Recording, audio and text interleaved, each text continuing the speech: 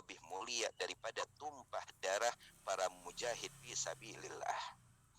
Kita sampai dan kajian kita yaitu tentang wudu. Yang pertama yang wajib kita ketahui, apa sih itu wudu? Ini pertama. Kita membahas tentang wudu. Sebelum kita sampai kepada fardu-fardunya, kita memahami kalimat wudu tersendiri. Apa sih wudu itu?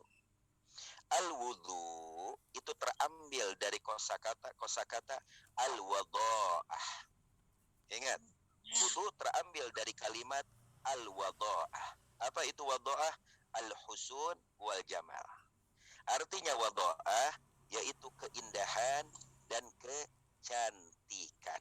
Itu hakikat arti kalimat wudu, keindahan dan pula kecantikan. Itu asal arti dari kalimat wudu, yang artinya berarti wudu bukan hanya sekedar hanya jalan untuk mengesahkan ibadah yang Allah wajibkan kepada kita. Lah, akan tetapi wudu mempunyai khasiat untuk mencerahkan wajah kita, untuk memperindah wajah kita, sehingga dikatakan oleh sebagian para ulama, jikalau kau ingin wajahmu awet muda, dan jikalau kau ingin mati dalam keadaan husnul khatimah, salah satunya dikatakan oleh Imam Suyuti, dawim alal wudu, selalulah Anda dalam keadaan wudu. Apabila batal wudu kembali, hadas wudu kembali, janganlah sekedar berwudu hanya untuk melaksanakan sholat wajib, tapi teruslah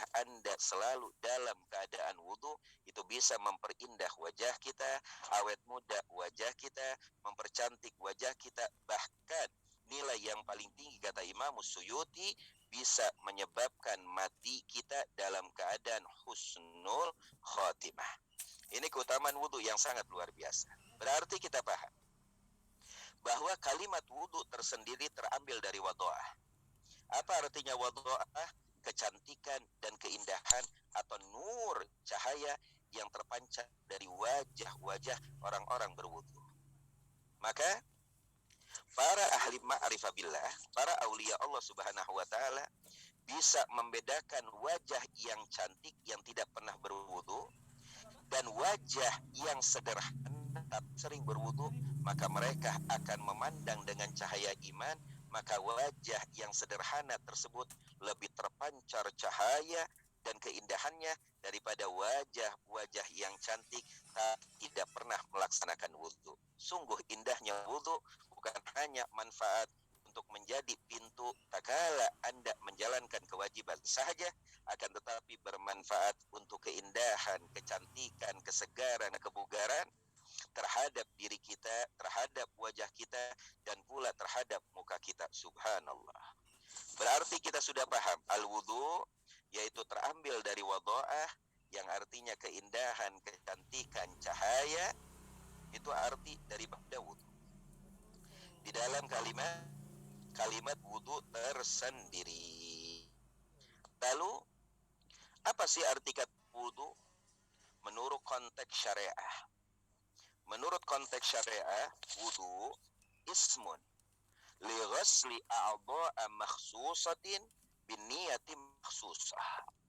Wudu di dalam konteks syariah yaitu suatu amal yang wajib kita lakukan untuk membasuh anggota tubuh kita yang khusus yang sudah ditentukan dengan niat yang khusus sesuai ajaran syariah. Yang kita tahu bahwa kewajiban wudu yang diwajibkan di dalam wudu, yang pertama membasuh wajah kita, lalu yang kedua membasuh tangan kita, lalu yang ketiga membasuh rambut kita, lalu yang keempat membasuh kaki kita, lalu yang kelima tertib. Ini furudul wudu yang saya singkat, yang wajib kita basuh tatkala kita berwudu. Hanya ada 4 dari anggota tubuh dan yang kelimanya tertib. Banyak orang yang bertanya, lalu hukum kumur-kumur bagaimana? Lalu hukum istinsyak bagaimana? Menyedotkan air ke hidung. Lalu hukum membasuh telinga bagaimana? Lalu apa itu hukumnya? Selain 4 anggota tubuh tersebut, maka yang lainnya itu hukumnya sunnah. Jelas ya? Semuanya ya. Ingat, selain empat tersebut anggota tubuh kita, maka yang lainnya dihukumkan sunnah. Apa artinya? Jikalau Anda berwudu, Anda hanya sekedar membasuh wajah Anda, tangan Anda, rambut Anda, kaki Anda, dan Anda jalankan dengan tertib, di dalam hukum Anda sah dan Anda dalam keadaan suci. Tapi yang kita inginkan bukan hanya sekedar sahnya saja, tapi yang kita inginkan kesempurnaan di dalam amaliyah wudu, sehingga kita bisa mendapatkan kesempurnaan anugerah yang sempurna yang akan Allah berikan kepada kita. Dan kita perlu ingat, kalau emang ini para netizen ini sering di TikTok, saya sering mengingatkan bahwa kunci khusyuk di dalam sholat yaitu menyempurnakan wudu. Kenapa? Al-wudu'u miftahus sholah. Kama qala Nabi SAW, bahwa wudu kuncinya sholat. Ingat, Nabi menggambarkan, lihat, Nabi mengkiaskan kepada kita. Ini perhatian yang luar biasa. Bahwa wudu kuncinya sholat, kata baginda Nabi Yuna Muhammad.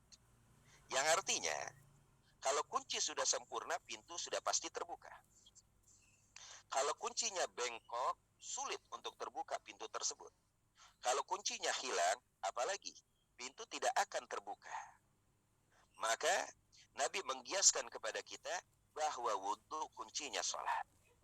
Yang dimaksud, sempurnakanlah kunci tersebut sebelum Anda membuka pintu, sempurnakanlah wudu Anda sebelum Anda masuk ranah sholat. Maka apabila Anda sempurnakan kunci tersebut, insya Allah kesempurnaan di dalam wudu akan membawa kesempurnaan di dalam sholat kita. Maka kita kembali kepada furudul wudu sittatun, ada 6. Furudul wudu sittatun, yaitu ada 6. Perlu diperhatikan.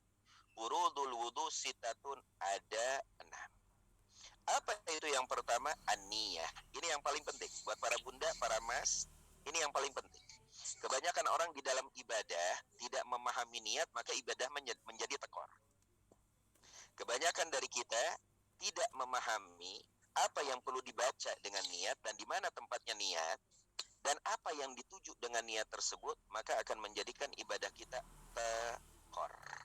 Yang artinya 0, bahkan bisa kepada titik ibadah Anda tidak sah dan tidak diakui dengan nilai ibadah. Maka yang pertama, salah satu fardu wudu yang paling penting yaitu niat. Niat. Lalu, di mana tempat niat tersebut? Tempat niat di dalam hati. Ini tempat niat di dalam hati. Lalu Beb, kita mengucapkan nawaitul wudu'a liraf'il hadasil asghari lillahi ta'ala. Apakah itu bukan niat? Lah, itu ucapan niat. Dan hukum ucapan niat itu sunnah. Lalu yang dimaksud dengan niat, yang dipardukan di dalam wudu itu apa? Menghadirkan di dalam hati bahwa Anda dalam ibadah dan lagi melaksanakan wudu. Itu arti daripada niat. Berarti tak kala Anda mengucapkan itu hukumnya sunnah. Lalu apa fungsinya mengucapkan nawaitul wudu'a li raf'il hadasil asghar? Apa itu fungsinya? Untuk mendorong hati kita menghadirkan niat bahwa kita di dalam amal wudu. Jelas insya Allah ya. Itu yang pertama, bahwa niat letaknya di dalam hati. Bahwa mengucapkan nawaitul wudu'a itu sunnah yang wajib kehadiran hati Anda, dan Anda menghadirkan bahwa Anda dalam keadaan wudu. Lalu hal yang penting yang kedua, di dalam niat tak kala kita wudu. Coba perhatikan baik-baik. Apa itu? Kapan hati kita menghadirkan niat tak kala kita melaksanakan wudu? Ini penting. Kapan itu letaknya? Letaknya yang pertama, awal pertama kali anggota wajah kita tersentuh oleh air wudu. Ingat, awal pertama kali air wudu menyentuh salah satu anggota wajah kita, disitulah Anda wajib dibarengi dengan niat di dalam hati kita. Contoh, kita mengambil air dengan tangan kita ya, di air kocoran contoh. Di telapak tangan kita sudah ada air. Lalu kita angkat air tersebut, plek. Nah, ini yang pertama kali. Pertama kali air nempel ke wajah kita, Anda wajib barengi dengan niat di dalam hati kita. Itu letaknya niat. Tak kala awal air menyentuh salah satu dari anggota wajah kita, wajib kau barengi dengan niat. Ingat, wajib kau barengi dengan niat. Jelas apa tidak?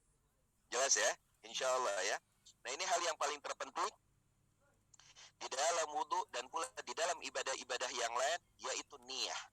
Karena niat ini hal nomor satu di dalam segala hal. Innamal a'malu binniyat, karena semua amal itu tergantung dengan niat. Nah, itu yang pertama. Hal yang paling penting yaitu niat, dan letaknya niat di dalam hati.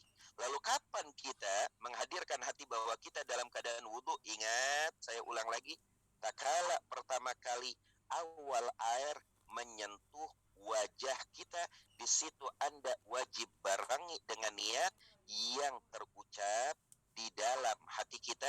Dan Anda perlu ingat, talafut nawaitul wudhu itu hukumnya sunnah untuk membantu dan mendorong supaya hati kita tidak gerah bahwa kita dalam keadaan ibadah wudhu. Itu yang pertama. Insya Allah jelas. Lalu yang kedua, ini yang wajib-wajibnya dulu kita terangkan. Lalu yang kedua, yang wajib di dalam wudhu setelah niat, yang kedua, ghuslul wajhi, yaitu membasuh wajah. Dari mana batas wajah yang dikatakan wajah? Di dalam Anda mengusap wajah dengan air, yang pertama, batas wajah membati syar, yaitu dari tempat pertama kali rambut tumbuh. Di sini. Dari sini, kalau diukur panjang, sampai ujung dagu kita. Itu ukuran panjang yang wajib dibasuh. Sampai ujung dagu kita. Dari sini sampai ujung dagu kita. Ya, ini dagu. Bukan awal dagu ya, ingat ya. Di sini awal dagu.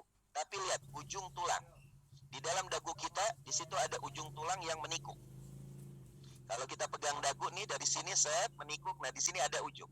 Baru ketemu lagi kulit yang berdaging. Nah, itu ujung dagu kita. Itu ukuran panjang. Lalu kalau ukuran lebar, dimulai dari sini. Awal telinga kita.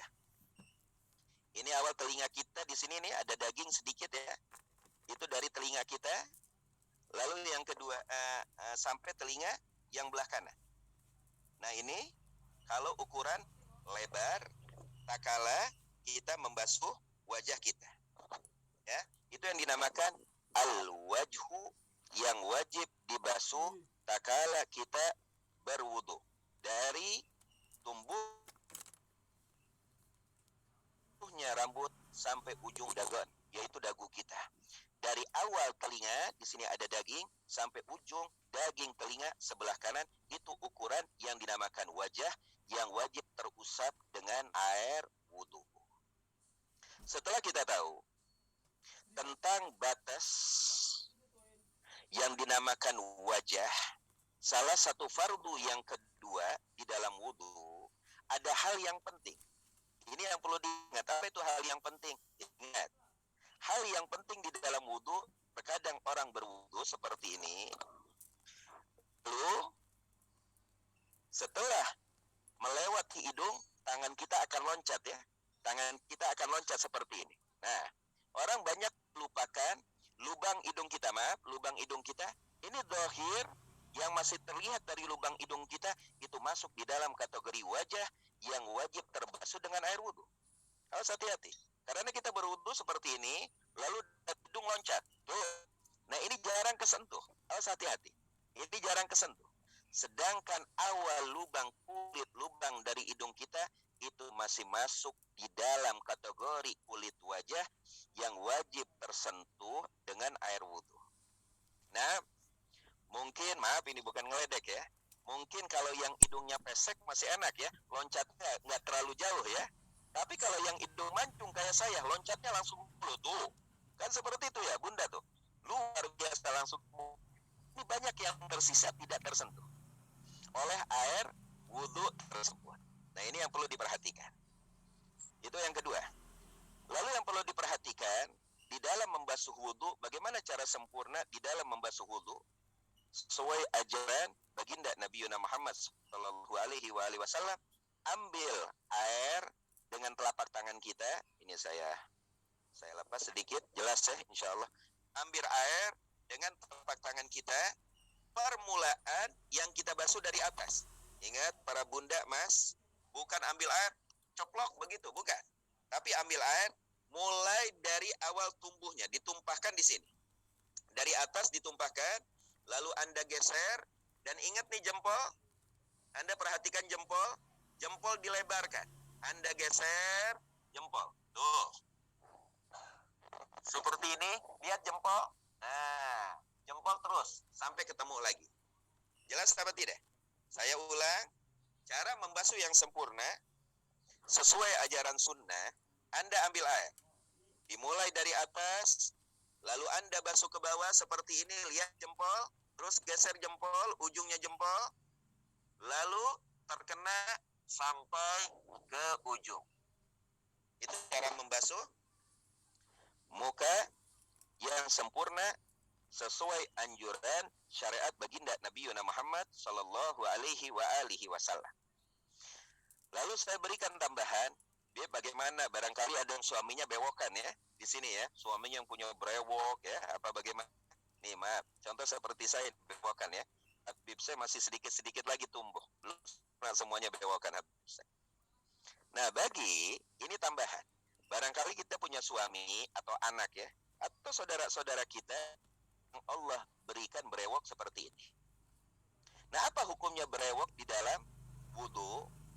Itu ada dua masalah. Lihat, kalau emang brewoknya tebal dengan jarak 1 meter, ukuran tebal itu dengan jarak 1 meter, tidak terlihat kulit karena ditutupi oleh rambut brewok ini, maka brewok tersebut tidak wajib terkena air wudhu, tapi disunahkan untuk dikenakan air wudhu. Sedangkan kan area brewok ini kan masuk kategori wajah ya, masuk kategori wajah. Tapi kalau brewoknya tebal jarak 1 meter, kulit brewok tersebut tidak terlihat, maka tidak wajib terkena air wudhu, maka cukup sunahnya di sela-sela. Ingat itu bagi yang punya brewok. Tapi kalau emang brewoknya tipis, masih terlihat dari jarak 1 meter kulit yang tumbuh brewok tersebut, maka wajib kulit yang tertutup dengan brewok tersebut terkena air wudhu. Jelas apa tidak? Jelas apa tidak? Jelas ya. Lalu masalah yang keempat, terutama buat para bunda-bunda, ingat, ini terkadang para bunda-bunda kalau sudah keondangan dengan menornya ya, dengan penampilan seperti badutnya, pipi merah luar biasa, lipstik tebal luar biasa, alis hitam luar biasa, terkadang ada biru-birunya di bawah mata luar biasa. Udah, para wanita ini pelukis yang indah luar biasa. Nah maka ulama menganjurkan, kalau emang masih ada tersisa, itu sedo apa namanya? Apa namanya? Kalau perempuan-perempuan itu apa? Sedo ya, last on, sedo ya? on, eyeliner, make up ya, make up ya, belum foundation, seperti make up ya. Nah, udah seperti itu intinya. Yang penting kecantikan, maka ulama kita menganjurkan untuk dibasuh terlebih dahulu sebelum engkau membasuh yang pertama, basuhan mencuci muka. Kenapa? Karena kalau air wudhu yang sedikit yang Anda tadahkan di tangan, langsung Anda basuh dengan make up yang masih ada atau lipstick yang masih ada, lalu luntur, maka air tersebut akan menjadi air mustakmal dan itu tidak dihitung basuhan pertama di dalam menggugurkan wajib di dalam membasuh muka. Maka dianjurkan untuk dihilangkan terlebih dahulu lipstiknya atau ada apanya, itu dihilangkan ya. Kalau emang bahan kecantikan tersebut mempunyai bahan seperti karet, maaf, atau berbahan seperti cat menempel, maka itu air tidak akan sampai ke pori-pori dan kulit wajah kita, dan itu dikatakan tidak sah, maka wajib dihilangkan terlebih dahulu. Nah itu yang kedua, insya Allah jelas ya. ghuslul wajhi. Saya ingin menjelaskan lagi sebenarnya. Beb, gimana nih? Kalau Allah ciptakan manusia palanya ada 5, bingung nih para bunda-bunda ya, para mas-mas ya. Lalu mana yang wajib dibasuh? Nah, ini permasalahan di dalam fikih yang begitu luar biasa yang sudah dibahas oleh para ulama kita terdahulu. Ternyata itu kejadian di zaman sekarang. Padahal zaman dulu tidak ada. Itulah hebatnya para ulama-ulama kita, sangat luar biasa jasa. Lalu yang ketiga dengarkan baik-baik. Ghuslul yadaini ilal mirfaqaini. Membasuh tangan sampai mirfak. Ini namanya mirfak, siku kita ya. Membasuh tangan sampai mirfak. Ini namanya mirfak. Ini batas barisan, ini namanya mirfak, yaitu siku dari tangan kita. Bagaimana cara yang sempurna? Cara yang sempurna berwudu, para bunda, para mas, saudara-saudari, itu bukan dari atas. Kebanyakan dari kita basuh dari atas, bukan. Tapi cara yang sempurna di dalam membasuh tangan kita, kalau kita wudu mulai dari ujung jari-jari ke atas. Emang si logika berkata seperti ini. Kenapa nggak dari atas ya? Karena air mengalir ke bawah. Itu logika kita manusia. Tapi ajaran sunnah itu yang sempurna dimulai dari ujung jari-jari kita menjalar ke atas air tersebut. Kalau pakai gayung, dari ujung jari-jari kita menjalar ke atas. Kalau emang ada kolam, tetap celamkan jari-jari kita menjalar ke atas. Jadi dimulai dari jari-jari kita sampai ke siku dari tangan kita. Itu cara membasuh kedua tangan kanan dan juga tangan kiri tatkala kita membasuh tangan. Lalu bagaimana sempurnanya sehingga kita bisa mendapatkan sunnahnya? Ingat, setelah Anda basuh dari ujung tangan Anda sampai siku kita, yang disunahkan nyela jari kita. Bagaimana cara nyelanya, Bunda? Bukan begini, awas. Nih, jangan begini. Kan kebanyakan orang begini. Ini makruh ini, Bud. Ini namanya makruh. Ini makruh dimakruhkan. Yang dimakruhkan di dalam Islam begini. Karena ini melambangkan ibadah agama yang lain. Banyak agama-agama yang lain ibadahnya dengan cara seperti ini, kebaktian. Ini makruh dalam Islam. Ini yang pertama. Yang kedua yang dimakruhkan dalam Islam begini. Ini para bunda banyak yang sering begini. Aduh, bulanan belum masuk. Aduh, duit belum ada, begini. Ini makruh nih. Kenapa? Karena itu lambang orang putus asa. Kenapa dimakruhkan? Karena tatkala iblis Allah laknat diturunkan dari surga, ketika sampai ke bumi, iblis melihat bumi tidak seindah surga, maka iblis seperti ini, merasa rugi. Nah ini makruh. Kenapa? Berarti orang yang seperti ini apa namanya? Jawab sendiri. Nah itu makruh. Nah, membasuh tangan disunahkan setelah Anda membasuh tangan, sisa daripada apa? Air yang masih tersisa, yang masih basah, itu di sela-sela. Nah, nyelanya begini. Kalau emang ini tangan kanan, maka di sela-sela oleh 5 jari kita. Tuh, 4 jari kita. Jempol di ujung. Tapi yang menyela 4 jari kita. Dari punggung telapak tangan kita. Kalau kiri, kita sela-sela seperti ini dengan tangan kanan kita. Tetap 4 jari. Jempol tetap beristirahat. 4 jari ini yang menyela-nyela. Dan jangan lupa, sebagian para ulama mewajibkan bagi kuku-kuku yang panjang, terutama para bunda. Kalau emang mempunyai kuku yang panjang, atau itu dianggap keindahan, lalu dirawat, awas hati-hati kalau wudu. Itu wajib dicerna. Air wajib masuk. Bukan ke dalamnya ya. Ini kulit nih, dari ujung. Kalau pendek itu kuku, nah itu ujung kulit itu ujung. Daripada kulit telapak tangan atau tangan yang wajib dibasuh tatkala kita membasuh tangan. Jelas ya? Lalu kalau ada permasalahan ulama-ulama fikih, Beb, bagaimana kalau jari-jari kita, Beb, ada 10. Ini contoh. Kita jari manusia normal 5. Tapi kalau emang ada orang jarinya 10, Beb, saya jarinya 100. Oh, Beb, saya jarinya 200, terserah dengan jumlah apapun. Kalau emang ada daging tumbuh di area tangan yang wajib dibasuh, maka daging tumbuh tersebut wajib ikut dibasuh. Jelas apa tidak? Ini tambahan ilmu. Barangkali ada saudara kita ya, teman-teman kita barangkali na'udzubillah, mudah-mudahan Allah selamatkan kita dari segala penyakit insya Allah. Barangkali di jari kita ada tumbuh misalnya kulit ya, atau ada tangannya 10 biji tapi tumbuhnya di area yang wajib antara ujung jari-jari kita dan siku kita, tumbuh di sini, tangan lagi tumbuh di sini, tumbuh di sini. Nah, itu wajib dibasuh. Nah, itu yang ketiga di dalam wudu. Lalu yang keempat kita singkat, mashu syai'in minar ra'si.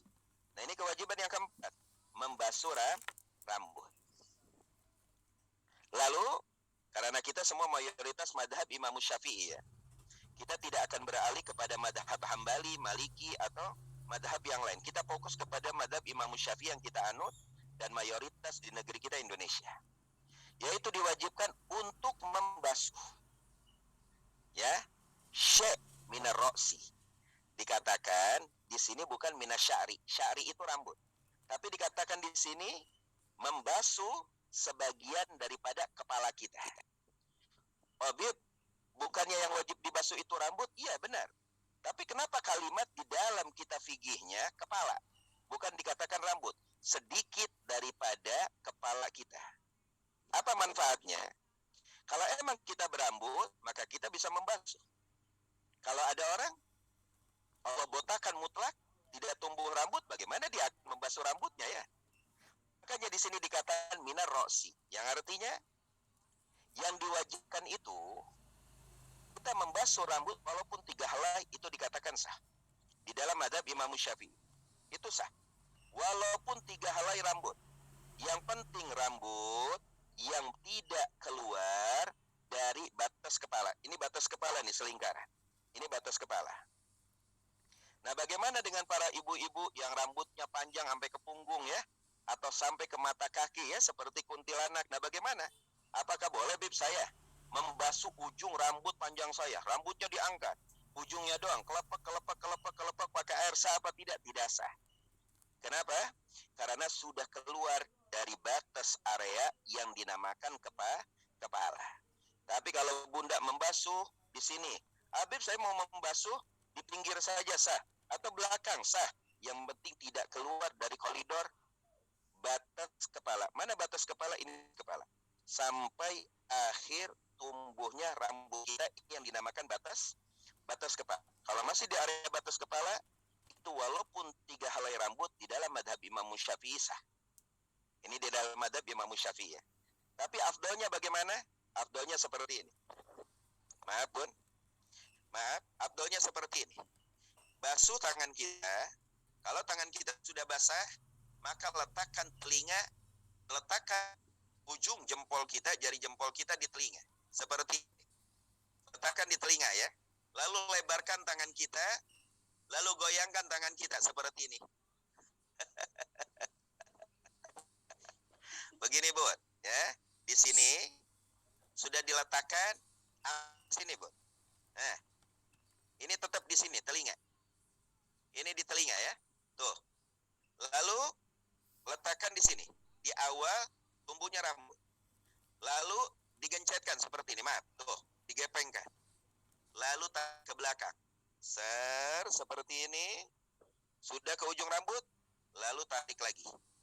Kembali ke semula. Itu sempurnanya cara kita membasuh rambut. Jelas apa tidak? Kenapa? Karena setiap rambut yang terbasahi hasanah, kita mendapatkan pahala. Setiap rambut yang terbasahi, kita mendapatkan pahala. Sudah berapa ratusan atau ribuan rambut yang ada di kepala kita, luar biasa. Nah, itu cara ya, di dalam membasuh rambut. Nah, bagaimana Beb?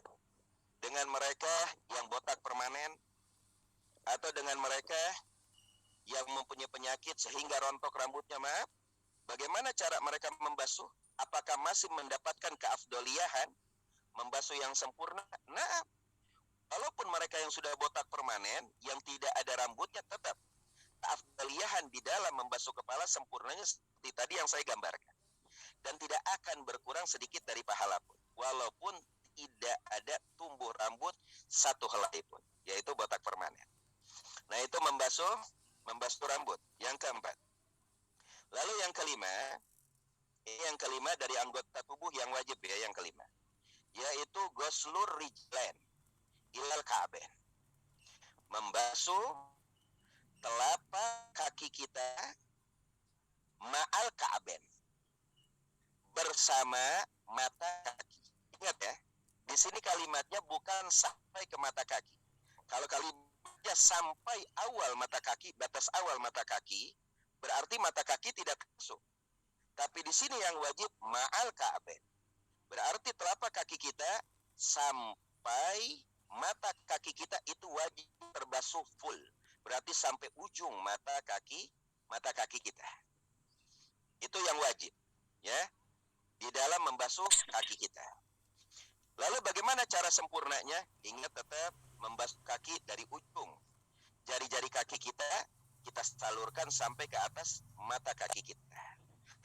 Lalu ada hal yang digunakan di dalam menyela-nyelakan jari-jari kaki. Ini saya tampakkan buat para bunda, maaf. Ini saya gambarkan seakan-akan ini kaki. Kalau saya angkat kaki takutnya tidak sopan ya di Zoom ini ya. Takut di demo. Tapi ini mata kaki. Ya. Ini mata kaki. Berarti ini jempol kanan. Ini jempol kiri. Tapi saya gambarkan bahwa ini mata kaki yang kanan. Ini mata kaki yang kanan. Ini anggap jempol kaki kita. Kelingking ini jempol kaki kita. Dari mana kita mulai menyela-nyelanya? Disunahkan mulai menyela-nyelanya di kelingking kaki kanan. Bukan di jempol ke kelingking, bukan. Tapi dimulai dari kelingking, jari manis, jari tengah, jari telunjuk kaki, dan jempol. Lalu kita berpindah ke kaki kiri. Nah, kalau kaki kiri dimulai dari jempol ke jari tengah, ke jari manis, maka diakhiri dengan jari kelingking. Itu sunah tata cara di dalam menyela-nyela jari-jari kaki. Lalu kemudian bagaimana cara menyela-nyela yang sempurna? Ulama gambarkan, siapkan jari kelingking Anda. Karena dari jari kita yang paling kecil jari kelingking ya. Kecuali kelingkingnya gajah, itu gede sama, jempol sama kelingkingnya sama ya. Kalau jari kita manusia normalnya kelingking paling kecil ya. Ini siapkan jari kelingking. Nah, ini saya gambarkan, ini kaki kanan ya. Ini kaki kanan. Dan ini jempol. Maka dimulai dari kelingking seperti ini, masukkan. Seperti ini, tuh. Ke bawah, jelas, terus merapat. Langsung pindah ke jempol. Tuh. Paham, Bun? Tuh. Seperti itu, jelas? Terlihat? Dari sini, masuk, maka diolah, terus seperti ini, terus seperti ini. Ya, sambil digesek-gesek sedikit. Untuk menghilangkan, maaf, barangkali di situ ada daki yang tidak kita kelihatan, atau di situ ada warna-warna seperti penghalang yang tidak kita kelihatan. Seperti itu cara yang sempurna di dalam menyela-nyelakan kaki. Itu yang keberapa? Itu yang kelima ya. Itu yang kelima. Lalu yang terakhir, at-tertib. Itu wajib tertib. Yang artinya, kalau kita membasuh tangan dulu, baru muka, baru kaki, baru rambut, tidak sah wudunya. Wajib tertib. Dimulai dari muka, setelah muka tangan ya, setelah tangan rambut ya, setelah rambut kaki. Nah, itu wajib tertib. Kalau kita tidak menjalankan tertib, maka hukum wudunya tidak sah. Ini mudah-mudahan hal-hal yang wajib sudah jelas ya semuanya ya. Nah, ini pembahasan tentang hal-hal yang wajib. Lalu kita kembali, minta 10 menit lagi, 5 menit atau 10 menit. Kita kembali kepada hal-hal yang pertama. Membasuh telapak tangan, apa hukumnya? Sunnah. Sunnah. Membasuh telapak tangan hukumnya sunnah. Yang wajib itu membasuh tangan sampai siku. Maka disunahkan pertama kali Anda berwudu, basuh terlebih dahulu, terutama bangun tidur. Basuh terlebih dahulu kedua telapak tangan Anda. Jangan langsung diselemkan tangan kita ke area ember atau apa itu? Area ya tempat air ya, penampungan air atau pemandian langsung dicelemkan. Itu dilarang oleh Nabi Muhammad SAW. Kenapa? Kata Nabi, karena kita tidak tahu ketika kita tidur kemana tangan kita merayap.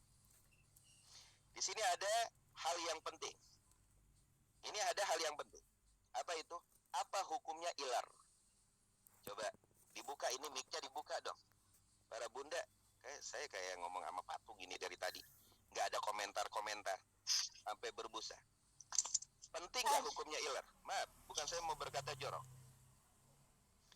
Hukumnya ilar penting apa tidak? Bunda Saro, hukumnya iler apa Bunda Saro? Oi, para bunda, para mas, mana suara? Belajar ini Habib. Nah, saya akan menjelaskan. Ini iklan sedikit. Najis ya, ini mau dijelasin bentar dong. Saya ingin menjelaskan, ini penting hukumnya ilar. Penting untuk diri kita, anak-anak kita, keluarga kita. Ingat, hukumnya ilar, kesimpulannya, kalau keluar dari cairan lambung yang meluap, maka hukumnya najis. Tapi kalau ilar tersebut keluar di area dalaman mulut kita, maka hukumnya suci. Ini kita tidak ngomong bau, kalau bau sudah mutlak ya. Dari dalam, dari luar, pasti bau ya. Tapi ini hukum sampai ke level najis atau tidak. Kalau emang meluap ya, dari lambung, itu hukumnya najis. Tapi cairan tersebut kalau dari mulut, karena di dalam mulut kita, maaf, kita mempunyai atap mulut.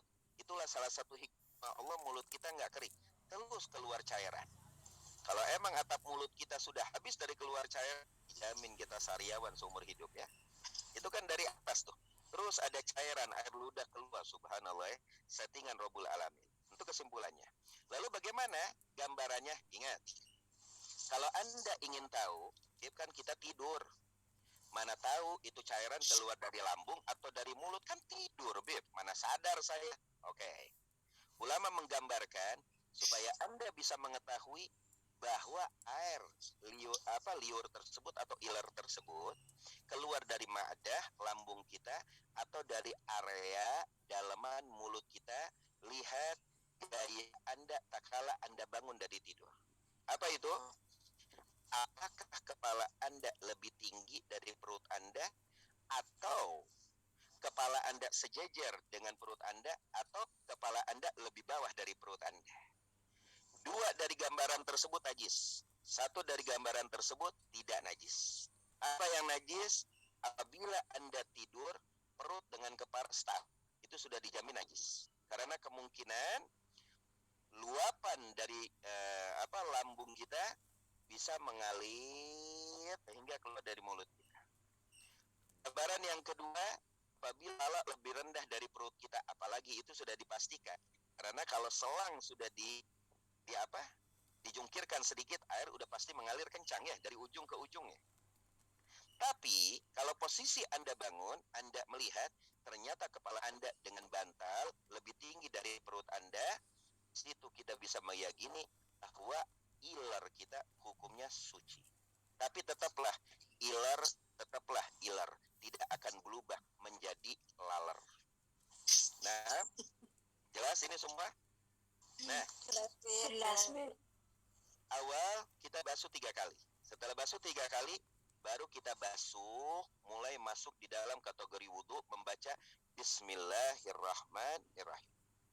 Basuh 3 kali. Membasuh telapak tangan 3 kali sunnah. Karena di dalam wudhu ini taslis, 3 kali itu sunnah. Setelah membasuh telapak tangan, maka ini sunahkan apa? Kumur. Bagaimana cara kumur-kumur kita? Ambil air, kumur-kumur, afdol. Selain di bulan puasa kita lagi melaksanakan puasa sunnah, ketiga lagi melaksanakan sunnah, maka afdol kita kokok seperti itu kan? Kokok di dalam ayam. Bukan kokok kita ajarin bunda supaya bisa ngomong kayak ayam, bukan. Tapi air tersebut dikokok ya. Itu nah sampai ujung goroh kita. Apa itu? Salah satu hikmahnya, Allah akan memberikan kepada kita pandangan yang indah tak kala roh kita sampai goroh-goroh. Subhanallah. Yang artinya tidak ada sunnah yang disunahkan oleh Nabi Muhammad yang tidak berarti dan harganya tidak mahal. Sangat berarti. Kenapa? Karena ruh tak kala dicabut, dari ujung jari-jari kita sampai ke dengkul. Lalu dibiarkan oleh malaikat Israel sejenak. Dari dengkul ditarik kembali sampai ke pusar. Dari pusar didiamkan sejenak. La'allahu yatub, moga-moga dia ingin bertaubat kepada Allah. Dari pusar masih ada waktu untuk bertaubat kepada Allah. Lalu ditarik dari pusar sampai ghargharah. Nih, awal leher kita ini yang namanya ghargharah. Kalau ruh sudah sampai ghargharah, pintu taubat ditutup oleh Allah dan mata Anda akan melihat seperti layar tancap. Kalau Anda tergolong dari golongan orang-orang khair, orang-orang baik, maka Allah akan layarkan seperti layar tancap bagaimana keindahan surga dan seisinya. Begitu banyak para solihin yang kami lihat dari dahulu kami kecil meninggal dalam keadaan tersenyum yang begitu indah, seakan-akan dia mati tapi rupanya seperti tidur dengan penuh dengan nikmat. Tapi kalau kita tergolong dari golongan bukan dari golongan orang-orang baik, kita akan melihat bagaimana dahsyatnya neraka beserta isinya. Nah, salah satu hikmah daripada kita berwudu dengan ghargharah, itu insya Allah Allah akan memberikan kepada kita tayangan-tayangan yang indah tatkala roh kita sampai ghargharah. Luar biasa. Nah, itu mulut ya, kumur-kumur, dan itu pun disunahkan tiga kali. Itu disunahkan 3 kali. 1, 2, 3. Lalu apa yang disunahkan? Yang disunahkan istinsyak. Nah, apa itu istinsyak? Membasuh hidung. Habib membasuh hidung cuma kepek-kepek doang begitulah. Yang disunahkan membasuh hidung yaitu disedot. Tapi sedotnya jangan pakai tingkat dewa, Bun. Takutnya ke otak, ke belinger kita. Sedotnya alon-alon aja. Sampai disunahkan di dalam sunnah menyedot air wudu tersebut tatkala membasuh hidung sampai ketemu tempat, maaf kalau bahasa Sundanya nyereng ya, kalau bahasa Indonesianya apa? Sini nih. Kalau udah air sampai sini kadang ada air mata keluar, apa itu nyereng tuh? Apa itu namanya? Kan Bib, Apa? Kurah Bib, namanya kurah Bib. murah. Kurah ya. Kurah, iya kurah hidung. Ya. Kurah. Nah, intinya sampai sini kan, kalau udah sampai sini kan kadang terasa apa? Agak Perih. pedas sedikit. Pedas. Agak perih. Nah, itu kita sedot dengan alon-alon sampai merasakan di sini. Lalu kita keluarin lagi. Jangan disedot nggak dikeluarin lagi. Ntar berair otak kita semuanya ya. Dikeluarkan lagi. Ya, itu dilakukan 3 kali. Dan kata ulama, setelah Anda pertama kali Anda nyedot ke dalam, sebelum Anda keluarkan, maaf, masukkan jari kelingking Anda untuk membersihkan lubang-lubang hidung. Begitu indahnya, begitu bersihnya Islam. Tidak ada agama yang mengajarkan tentang kebersihan yang sempurna selain daripada agama Islam. An-nadzafatu minal iman, kebersihan sebagian daripada iman. Nah, subhanallah, saya pernah mendengar dari salah satu saya punya guru, dan beliau juga paham tentang apa ilmu-ilmu kedokteran. Ternyata menghisap air dengan hidung kita sampai terasa perih ke sini itu 3 kali bisa menjaga diri kita dari penyakit stroke. Luar biasa. Coba Anda pikirkan, murah meriah, tidak susah diamalkan, manfaat pahalanya sudah pasti, dan manfaat kesehatannya pun kita dapat. Allahu Akbar. Tidak ada sunnah yang disunahkan oleh Nabi yang tidak ada manfaatnya. Dan ingat, dahulu kala mereka menganggap siwak itu hal yang biasa, itu hanya kayu, membersihkan gigi saja. Ternyata sekarang berapa banyak Pepsodent yang mereknya siwak. Ternyata setelah diselidiki, siwak mempunyai 70 manfaat. Yang pertama, memancing ridhonya Allah. Yang kedua, membikin syaitan terbirit-birit. Yang ketiga, mengentengkan mulut kita untuk mengucapkan la ilaha illallah Muhammadur Rasulullah. Tatkala ruh kita dicabut oleh malaikat Israel. Allahu Akbar. Lalu kesimpulannya antara mulut dan tangan, habis saya waktunya. Ya, 7 menit lagi Habib. Oh, 7 menit lagi, marah. Lalu kesimpulannya Bun, antara mulut dan hidung, ingat, afdolnya dibarangin. Kita ngambil air, ya. Maka air yang ada di tangan kita setengah untuk kumur-kumur, setengahnya lagi untuk dihisap. Emang itu agak susah Bun. Saya pun pertama kali melakukan itu sulit. Tapi ini paling afdolnya kalau Anda ingin mengejar sempurna. Jadi satu air di sini dibagi dua, satu dimasukkan mulut, yang satu di dihisap oleh hidung. Itu afdolnya. Memang pertama kali kalau kita lakukan sulit. Coba kalau Bunda sekarang masih melakukan, pasti pertama kali sulit, bahkan membikin kita kesel. Ujung-ujungnya udah mulut sendiri, hidung sendiri. Tapi kalau kita terbiasa, insya Allah lama-kelamaan terbiasa. Karena afdolnya langsung dikumpulkan. Setengah ke mulut, setengah dari tangan kita dihisap oleh hidung kita. Luar biasa. Juga supaya Anda tahu saking hebatnya para ulama kita yang sangat luar biasa. Ternyata Bun, di wajah kita yang kecil ini itu terdapat 22 menu rambut. Bingung tuh para Bunda sama Mas. 22 menu rambut. Ini di kepala kita. Yang kita tahu cuma alis, ya, bulu mata, brewok, jenggot, kumis, bulu pipi, itu yang kita tahu. Ternyata di area wajah yang kecil ini terdapat 22 menu rambut. Luar biasa. Dan 22 menu rambut tersebut wajib terbasuh dengan air wudhu. Apakah 22 rambut tersebut? Tidak penting kita jelaskan. Yang penting menyeluruhlah. Tak kala kita membasuh wajah kita di dalam wudhu, karena wajah salah satu fardu yang wajib kita laksanakan.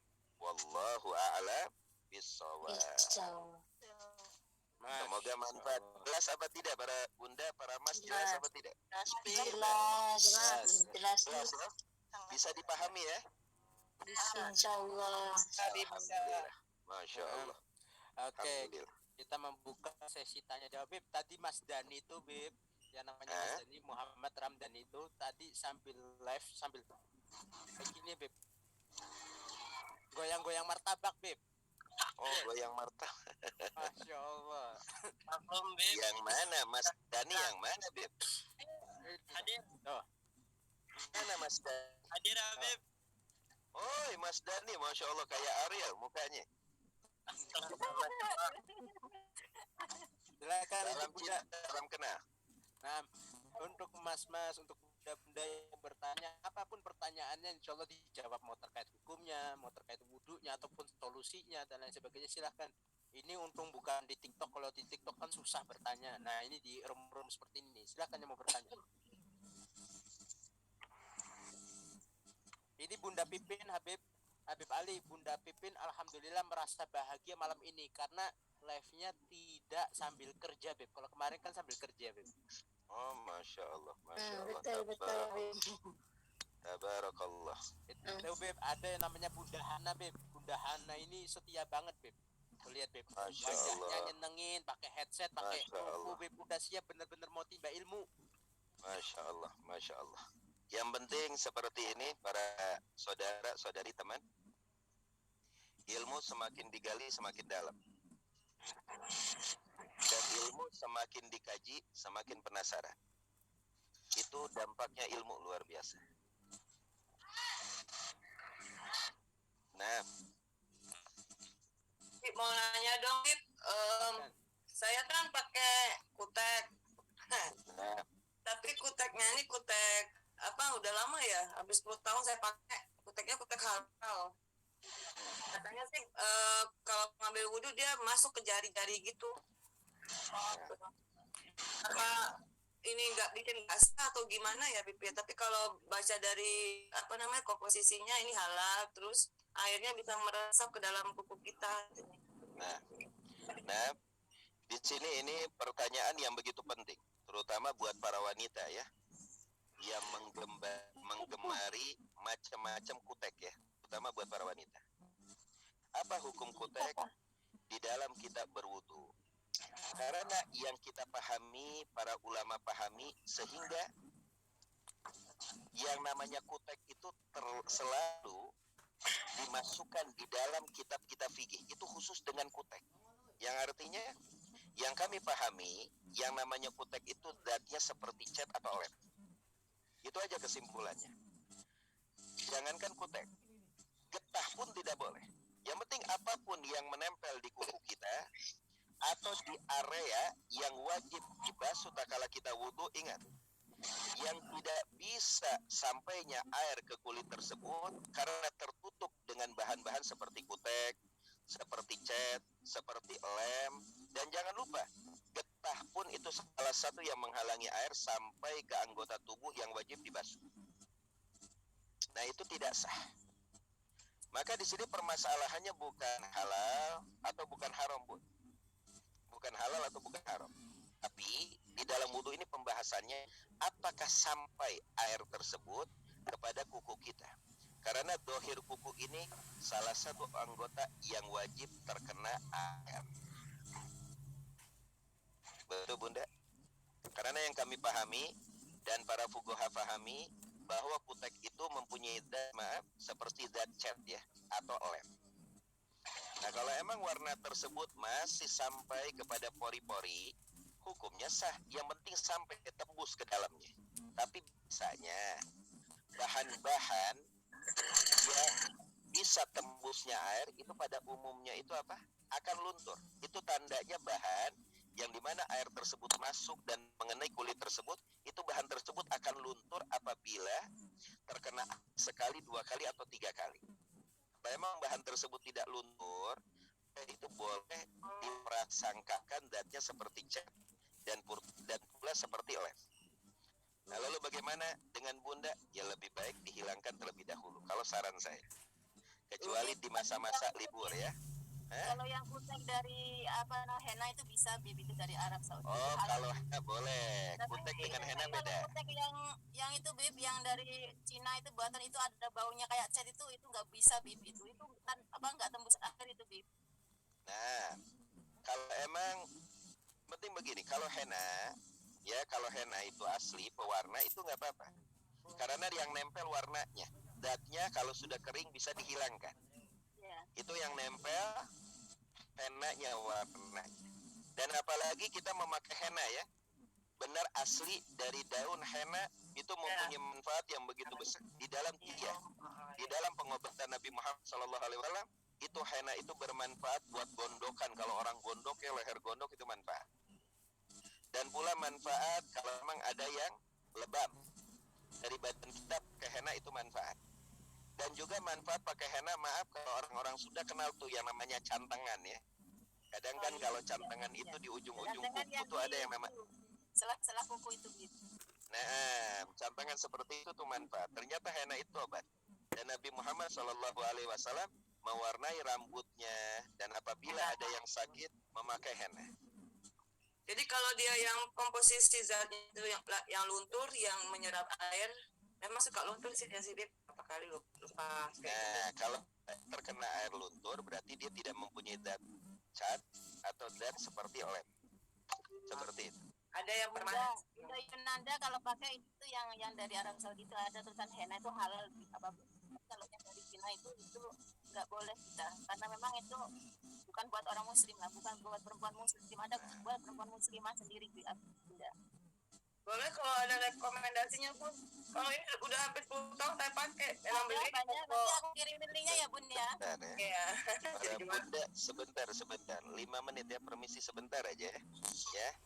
Ini ada tamu mau pada pulang, sebentar 5 menit. Iya, Bi. Dulu silakan diskusi.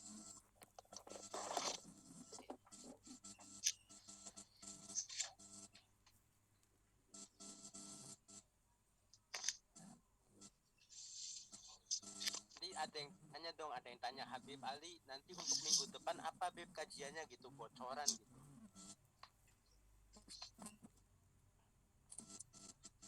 ada yang bilang, Beb, kalau bisa jangan seminggu sekali, Beb. Maksudnya bayarannya 1 bulan langsung gitu untuk 4 minggu. Ini Bunda Yunanda seperti ini. Mana Ini sebentar, aku dimapin dulu bentar. Mana? Ntar aku pinin dulu.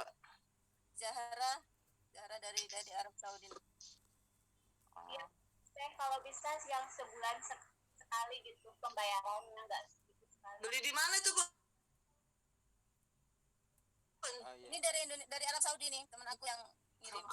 Ada Indonesia ada, Bu, nanti aku kasihnya ya, Bu. Aku ada abang aku sih di sana ngajar, tapi kayaknya dia bisa nggak beli begitu. Mau? Di Indonesia jualnya ya? Kalau ini katanya sih halal nih Jilo, halal. Tapi memang meresap sih, maksudnya dikit-dikit nanti hilang dia ngeresep gitu. Cuma warnanya aku tuh suka warna gold. Kalau itu kayaknya nggak kayak apa gold gitu. Ada kok, ada yang warna gold juga. Ada, Semua ada. Mana tadi yang bilang sebulan sekali, siapa tadi? Anak Oh, Bunda Hana. Mana Bundana? Itu di bawah. Bunda Hana. Di bawah. Iya. Di bawah meja.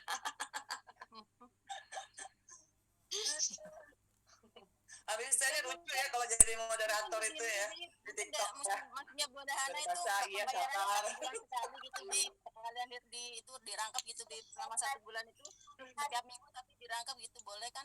Gitu kan bisa juga. Iya, boleh. Nanti kita atur lagi.